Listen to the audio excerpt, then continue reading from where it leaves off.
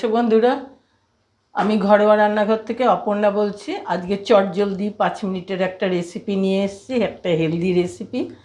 আমরা তো ক্যাপসিকাম অনেকভাবেই খেয়ে থাকি।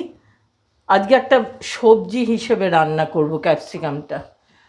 এটা কিভাবে রান্না করছি আসুন দেখিয়ে দিয়ে। এটা এমনই একটা উপাদেয় রেসিপি, কোনো জল লাগবে না, পেঁয়াজ রসুন বাটা ফাটা কোনো কিছু লাগবে না। খুব সহজভাবে রান্না করা যাবে এবং খুব সহজে উপাদেয় খেতেও হবে এবং সকলে ভালোবেসে খাবে। আসুন দেখিয়ে দিই কীভাবে রান্না করছি।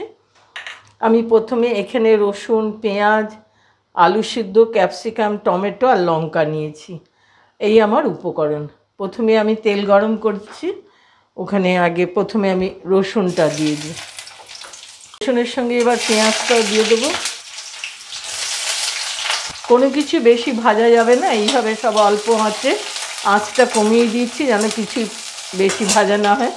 এবারে কুচনো লঙ্কাটা দিয়ে দিলাম। ঝালটা যার যার ফ্যামিলির টেস্ট হিসেবে দেবেন। এই একটা টমেটো কুচিয়ে রেখেছিলাম। আমি সমস্ত উপকরণগুলো একটু মোটা মোটা করে কুচিয়েছি। রসুনটা একটু ভেজে নিলে ওর ফ্লেভারটা ভালো আসে। এবার পেঁয়াজ টমেটোর মধ্যে আমি ক্যাপসিকাম, চাউমিন থেকে সব কিছুতে দিয়ে কুচিয়ে খেয়েছি এবং ফ্রাইড রাইসও খেয়েছি, কিন্তু এই সবজিটা করে খেয়ে দেখলাম অসাধারণ খেতে লাগে এইভাবে তরকারিটা বানিয়ে।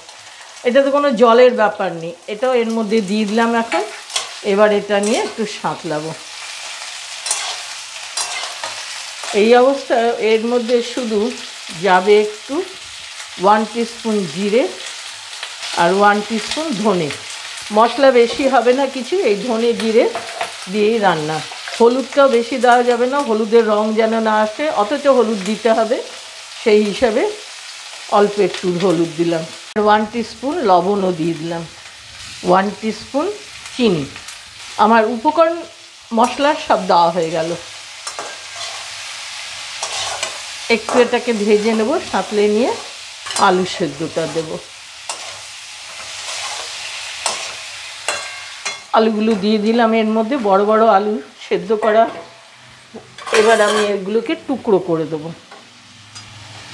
খুন্তি দিয়ে দিয়ে এগুলো টুকরো হবে। যত হিট লাগবে আপনা আপনি এর মধ্যে টুকরো করা যাবে।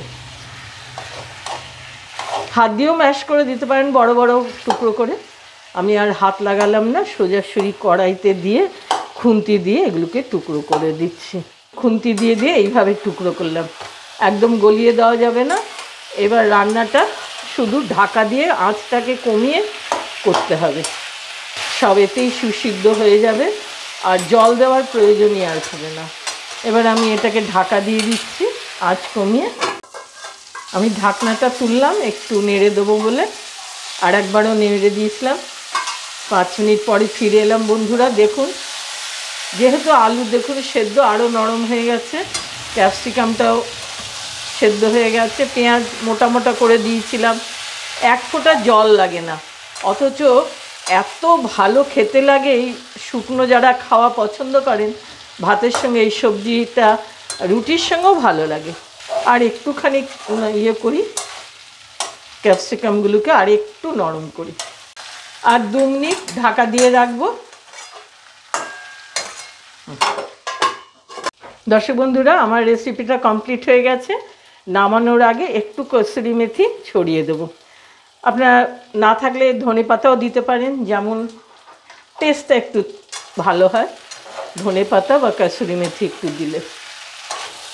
দেখুন কেমন আঠা আঠা সুন্দর একটা মাখো মাখো গ্রেভিটা হয়েছে। গ্রেভি নেই, জল নেই, ফ্রাইটা এত সুন্দর হয়েছে। এই দিয়েই ভাত খাওয়া হয়ে যায়, রুটি ভাত সব কিছুর সঙ্গে আপনারা এটা খেতে পারবেন।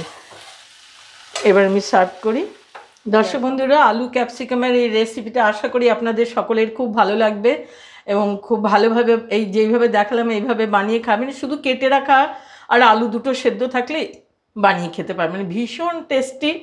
সকলের সঙ্গে শেয়ার করবেন, লাইক করবেন, সাবস্ক্রাইব করতে ভুলবেন না।